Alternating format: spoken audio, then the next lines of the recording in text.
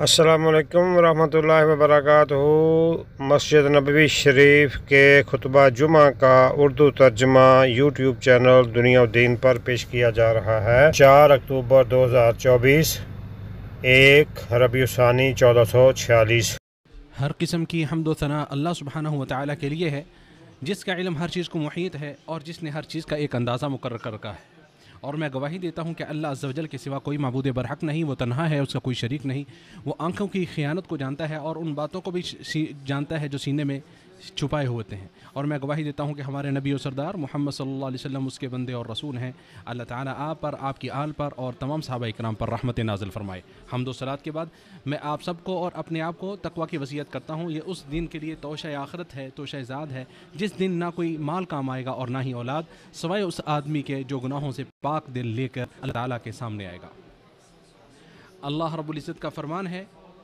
کہ اللہ رب العزت ان اللہ بصیر بالعباد، بے شک اللہ تعالیٰ اپنے بندوں کو دیکھ رہا ہے۔ اللہ تعالیٰ کا یہ فرمان اپنے اندر بہت گہرے معنی سموئے ہوئے ہے، جو انسان کے اپنے نفس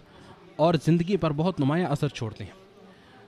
پوری کائنات اور تمام بندے جب اللہ رب العزت کے اس فرمان کو پڑھتے ہیں کہ اللہ تعالیٰ اپنے بندوں کو دیکھ رہا ہے، ان کے دل سکون و اطمینان کی کیفیت سے لبریز ہو جاتے ہیں، کیونکہ ان کے اندر یہ یقین پیدا ہو جاتا ہے کہ اس کائنات کا مدبر و حکیم پروردگار جو آسمانوں اور زمین کا مالک ہے، وہ بہت زیادہ رحم کرنے والا، نہایت مہربان ہے، جو اپنے لطف و کرم سے اپنے بندوں کو گھیرے ہوئے ہے، جس نے انوکھی ساخت و بناوٹ والی اس کائنات کو انسان کے لیے تیار کیا، اس کے آرام و سکون کے لیے رات کو، دوڑ دھوپ کے لیے دن کو اور گزر بسر کے لیے سورج و چاند کو مسخر کیا، چوپائے اور درختوں کو اس کی خدمت پر معمور کیا، اسی کے حکم سے سمندر میں کشتی چلتی ہے، آسمان سے بارش برستی ہے تاکہ مردہ زمین کو زندہ کرے، وہ بڑی آسانی سے اپنے پھیپھڑوں سے سانس لیتا ہے، اس کے دونوں قدموں کے نیچے اس نے زمین کو فرش بنا دیا، اس پر نہریں اور پر وادیاں بہا دیں، اس زمین کے اندر ہر طرح کے پودے اگا دیے تاکہ انسان کے پاس خیر و برکت کی ریل پیل ہو، وہ اس کے ثمرات تناول کرے، پھر اللہ عز و جل دیکھے وہ کیسے اعمال کرتا ہے اور ان نعمتوں پر کیسے شکر ادا کرتا ہے۔ اللہ تعالیٰ کا فرمان، بے شک اللہ تعالیٰ اپنے بندوں کو دیکھ رہا ہے، ایک مسلمان کے دل میں تسلیم و رضا کی کیفیت پیدا کرتا ہے کہ اس کا رزق محفوظ ہے، اللہ عز و جل سے اپنے بندے کی کوئی حالت مخفی نہیں ہے، نہ اس کا فقر نہ اس کی محتاجگی، نہ مستقبل سے متعلق اس کی فکر و مندی، وہ اپنی رحمت اور وسیع علم سے اپنے بندوں کے رزق کا ضامن ہے، چنانچہ یہ شعور و احساس دل میں عجیب سا سکون اور سعادت پیدا کر دیتا ہے۔ اگر ایک مسلمان کے دل میں یہ شعور و احساس راسخ ہو جائے کہ اللہ عز و جل اسے دیکھ رہا ہے، اس کے احوال سے باخبر ہے، نیز وہ اس بات کو بھی یقین ذہن میں رکھے کہ اللہ عز و جل کی معیت و قربت اس کو حاصل ہے، تو اس سے دل میں سکون پیدا ہو جاتا ہے، بے قراری ختم ہو جاتی ہے، کیونکہ اسے علم ہے کہ اللہ عز و جل اس سے قریب ہے، وہ اسے سن بھی رہا ہے اور دیکھ بھی رہا ہے، جیسا کہ اللہ سبحانہ و تعالیٰ نے موسیٰ اور ہارون علیہ السلام سے فرمایا، بے شک میں تم دونوں کے ساتھ ہوں، میں سن بھی رہا ہوں اور دیکھ بھی رہا ہوں۔ اس بات کا گہرا شعور اللہ عز و جل پر توکل کی کیفیت فراہم کرتا ہے اور اس عزم و ہمت کو محمیز کرتا ہے کہ وہ پورے اعتماد اور یقین کے ساتھ تمام چیلنجز کا سامنا کرے اور ہر قسم کی پریشانیوں کا برداشت کرے۔ جب موسیٰ علیہ السلام سمندر کے سامنے آئے اس حال میں کہ فرعون اور اس کا لشکر ان کا تعاقب کر رہا، تو یہ انتہائی سخت گھڑی تھی، بظاہر اس مصیبت سے نکلنے کے سارے دروازے بند نظر آ رہے تھے، اس وقت انہوں نے رب پر یقین کیا، بھروسہ کیا، پورے اعتماد سے یہ کلمات ادا کی ہے، بے شک میرا رب میرے ساتھ ہے، وہ ضرور میری مدد کرے گا۔ اور یہی صورتحال ہمارے پیارے نبی صلی اللہ علیہ وسلم کے ساتھ بھی درپیش آئی، جب آپ مدینہ کی طرف ہجرت فرما رہے تھے، مشرکین نے آپ کا پیچھا کیا اور اندھیری غار میں آپ کی زندگی کو ختم کرنا چاہا، تو آپ نے اپنے یار غار کو انہی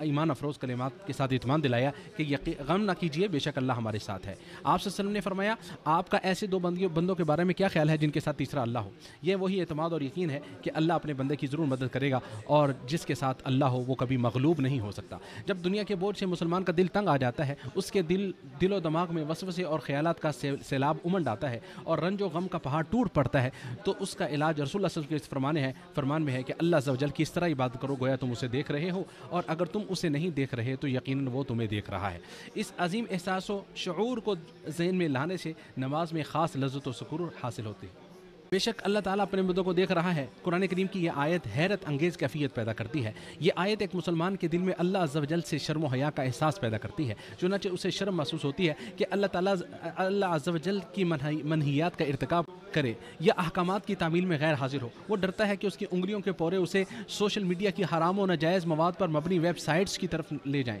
یا ایسی جگہوں کی طرف اس کے قدم بڑھ جائیں جہاں قدم بڑھانا اس کے خالق کو منظور نہ ہو۔ اسی طرح اس کے کان میں بیہودہ باتیں، فحاشی، غیبت اور چغل خوری کی باتیں سننے سے شرماتے ہیں، کیونکہ اسے یہ احساس و ادراک ہے کہ اللہ عز و جل اس کے ہر فعل اور گفت و شنید سے باخبر ہے، لہٰذا وہ اللہ تعالیٰ کی نگرانی کو برائی سے بچانے کی ڈھال بنا لیتا ہے۔ یہ آیت کریمہ ایک مسلمان کے دل میں عفت و پاکدامنی کی فضیلت کو قوت فراہم کرتی ہے، جو اسے باطل خواہشات و خیالات سے اپنے آپ کو بچانے کی ترغیب دیتی ہے۔ اگر فتنہ و فساد والی آواز اس کے کانوں میں پڑتی ہے اور اسے اپنے پاس بلاتی ہے تو فوراً وہ اللہ تعالیٰ کو یاد کرتا ہے اور کہتا ہے معاذ اللہ، یعنی اللہ کی پناہ، میں تو پھر تو اس دل کی کیفیت، اس کی قوت، اس کی سختی و مضبوطی اور مصیبت و آزمائش کے وقت اس کی استقامت کے بارے میں مت پوچھیے۔ ابن قیم رحمہ اللہ نے دلوں کی اسی کیفیت، اسی قسم کے بارے میں فرمایا ہے، ایک وہ دل ہوتا ہے جو اللہ عز و جل کے جلال و عظمت، محبت، اس کی نگرانی و نگہبانی، اس سے حیا اختیار کرنے جیسی صفات سے پر ہو چکا ہے، تو بھلا کون سا شیطان ایسے دل پر حملہ کرنے کی جرت کر سکتا ہے؟ مظلوم شخص اس آیت کو پڑھتا ہے کہ اللہ تعالیٰ مجھے دیکھ رہا ہے، تو اس کے دل میں یقین کی ٹھنڈک اور امید کی سکینت سرایت کر جاتی ہے، اسے اس بات کی تسلی ہوتی ہے کہ اس کا حق ہرگز ضائع نہیں ہوگا، کیونکہ یہ معلوم ہے کہ اللہ رب العالمین کی نگاہ غفلت نہیں برتی، اور یہ کہ اس کا عدل و انصاف قائم ہے، اور وہ عنقریب ظالم سے اس وقت بدلہ لے گا جسے اس نے اپنی حکمت سے متعین و مقدر کر رکھا ہے۔ مظلوم کو یہ یقین ہوتا ہے کہ ظلم و زیادتی کتنی ہی شدید ہو اور اس کی مدت کتنی ہی طویل ہو جائے، اس کا ایک وقت مقررہ ہے جو بالکل ناگزیر ہے، اور اس کا حق بالکل محفوظ ہے، اور آزمائش کی گھڑی میں اس کے صبر کرنے میں وہ اجر و ثواب پنہاں ہے جس کا اندازہ صرف اللہ تعالیٰ ہی کر سکتا ہے، اور ظالم کا ٹھکانہ اور انجام برا ہوتا ہے، جیسا کہ ارشاد باری تعالیٰ ہے، اور عنقریب ظالم جان لیں گے کہ کس کروٹ پر پلٹا کھائیں گے۔ جب مسلمان اس بات کو محسوس کرتا ہے کہ بے شک اللہ رب العالمین اسے اس کی ہر حالت میں دیکھتا ہے،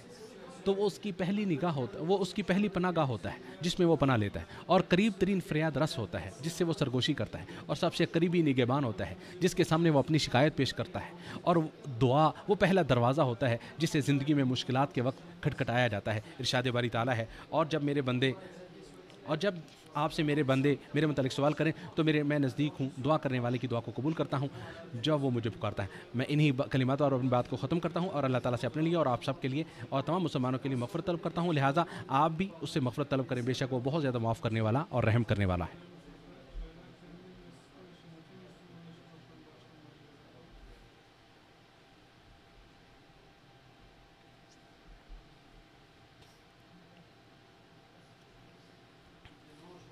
تمام تعریفیں اس اللہ کے لیے ہیں جس نے انسان کو سب سے اچھی بناوٹ میں پیدا کیا، زمین کو اس کے لیے فرش اور آسمان کو اس کے لیے چھت بنایا، اور اپنے فضل و رحمت سے جو کچھ آسمانوں اور زمین میں ہے سب اس کے لیے مسخر کر دیا۔ ہم اسی ذات باری تعالیٰ کی حمد و ثنا بیان کرتے ہیں اور شکر بجا لاتے ہیں، اور ہم گواہی دیتے ہیں کہ اللہ تعالیٰ کے سوا کوئی معبود برحق نہیں، جس نے پیدا کیا وہ درست بنایا، جس نے اس کی تقدیر بنائی پھر بہترین رہنمائی کی۔ میں گواہی دیتا ہوں کہ ہمارے نبی اور سردار محمد صلی اللہ علیہ وسلم اس کے بندے اور رسول ہے، اللہ تعالیٰ ان پر اور ان کے آل و اصحاب پر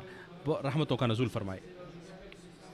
اللہ تعالیٰ کا فرمان کہ بلا شبہ اللہ تعالیٰ بندوں کو دیکھ رہا ہے، اس کا معنی ایک ایسے مضبوط قاعدے کو تشکیل دے رہا ہے جو معاشرے کو پروان چڑھانے، وطن کی تعمیر و ترقی، امت کی رفعت و بلندی اور احسن طریقے سے کاموں کی انجام دہی میں تقویت دے گا، نیز افراد کی زندگی میں بہتری اور ترقی کی راہ کو ہموار کرے گا۔ چنانچہ جب بھی کوئی ملازم اور ذمہ دار شخص برابر اس بات کو ذہن نشین رکھے گا کہ اللہ تعالیٰ اسے دیکھ رہا ہے، اس کے اعمال سے مطلع ہے، تو اس کے اندر اخلاص اور پختگی کے ساتھ کام کرنے کی مضبوط مہمیز جنم لے گی۔ پھر اس کے لیے یہ عمل محض ایک دنیاوی ذمہ داری ہی نہیں بلکہ اطاعت و عبادت بن جائے گا، جس سے اس کا مقصود رضا الہی کا حصول ہوگا۔ اس کا اثر پھر اس کے عمل کی انجام دہی میں، اعلیٰ کردار پیش کرنے میں، امانت و دیانت ادا کرنے میں، امانت و دیانت داری میں، عمومی مصلحت کو مقدم کرنے اور فساد کو ختم کرنے میں دکھائی دے گا، جس سے اداروں میں پیش رفت ہوگی، معاشرہ بھی ترقی کرے گا، اور تمام شعبہ زندگی بھی بہتر اور عمدہ ہوں گے۔ اسی طرح اللہ تعالیٰ اپنے بندوں کو دیکھ رہا ہے، اور اسی طرح اللہ تعالیٰ کا یہ فرمان کہ وہ آنکھوں کی خیانت کو بھی جانتا ہے اور اسے بھی جو سینے چھپائے ہوتے ہیں۔ ان فرامین کا معنی جب دلوں کی گہرائی میں اترتا ہے تو معاشرے کے رویے بدل جاتے ہیں، اخلاق مہذب ہوتے ہیں، درسوں کے حقوق کی ادائیگی اور خرید و فروخت میں اللہ تعالیٰ کی نگرانی کا احساس سب سے اعلیٰ معیار بن جاتا ہے۔ اے اللہ کے بندو، درود و سلام پڑھو